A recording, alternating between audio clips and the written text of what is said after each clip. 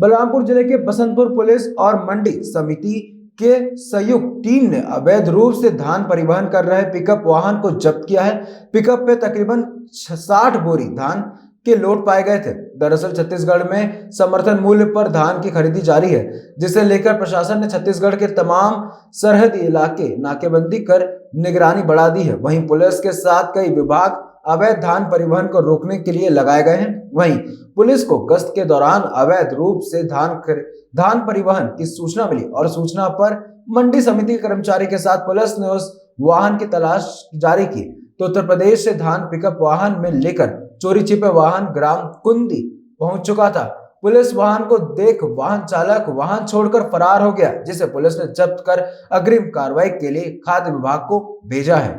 2 दिवसीय दौरा कार्यक्रम रायगढ़ जिले का था और उसमें श्रमिकों के साथ चौपाल लगाकर उनकी समस्याओं से रूबरू होने का मौका भी मिला और उनसे जब चर्चा किए तो उनके माध्यम से जो जानकारी आई कि आज भी मिनिमम वेजेस का पालन संस्थानों के द्वारा फैक्ट्री उद्योगपतियों के द्वारा नहीं किया जा रहा है। तो उसमें 3 संस्थानों की भी बात आई जहाँ पे ये मिनिमम वेजेस का पालन नहीं किया जा रहा है और ये आम शिकायत देखने को मिली है कि 8 घंटे की जगह 12 घंटे तक काम कराया जा रहा है। तो आप लोगों के माध्यम से भी मैं सभी जो उद्योग से जुड़े हुए नियोजक हैं उनसे भी आग्रह करूंगा, निवेदन भी करूंगा कि मिनिमम वेजेस का पालन करें और 8 घंटे की जगह 12 घंटे यदि कार्य कराते हैं तो जो डबल देने का प्रावधान है वो पैसा कम से कम श्रमिकों का देने का कष्ट करें। वो यदि उनके द्वारा अगर नहीं किया जाएगा और श्रमिकों के माध्यम से या किसी भी माध्यम से शिकायत प्राप्त होगी तो जो भी विधि सम्मत कार्यवाही होगी, कड़ी से जो कड़ी कार्यवाही होगी वो भी हम करने का प्रयास करेंगे।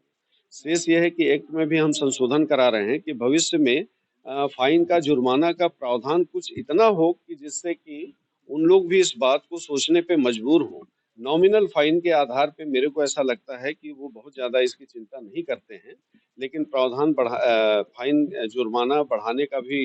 जो प्रस्ताव है शासन को हम भेज चुके हैं और यदि वहां से स्वीकृति मिलती है उसके आधार पे मुझे ऐसा लगता है कि श्रमिकों को जो हक है वो जरूर मिलेगा। नियमों की अनदेखी को लेकर भी आपने काफी कुछ कहा। 25 उद्योगों को नोटिस दिए गए, पूरे प्रदेश में नोटिस का सिलसिला चल रहा है। क्या लगता है आपको इसमें बदलाव आएंगे? हाँ, ये सबसे पहला ये देखने को मिलता है कि श्रम कल्याण मंडल में जिनका पंजीयन नहीं है तो श्रम कल्याण मंडल की जितनी योजनाएं हैं, 13 योजनाएं संचालित हैं, उसका लाभ वो ले ही नहीं सकते, उस लाभ से वो वंचित हो जाएंगे।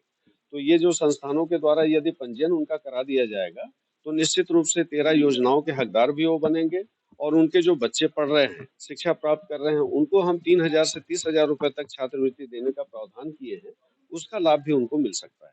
आप ये मानते हैं कुछ अधिकारी लापरवाही बरतते, सरकारी योजना उन तक पहुंचती नहीं, जानकारी नहीं होती, जिसके चलते खामियाजा महसूस होगा? निश्चित रूप से ये आज नहीं हमेशा से देखा गया है और हमारे डिपार्टमेंट में चूंकि पहले भी मैं बताया हूँ कि श्रम विभाग 3 भागों में बटा हुआ है और श्रम कल्याण मंडल में जब से जिम्मेदारी मान लीजिए हम लोगों को सौंपी गई है उस समय से लगातार प्रयास किया जा रहा है कि बेहतर काम हम कर सकें और उसी दिशा में काम करते हुए अगर 20 सालों में पंजीयन की संख्या वहाँ पे श्रम कल्याण मंडल में 2 लाख थी, उसको हम लोग 2 सालों में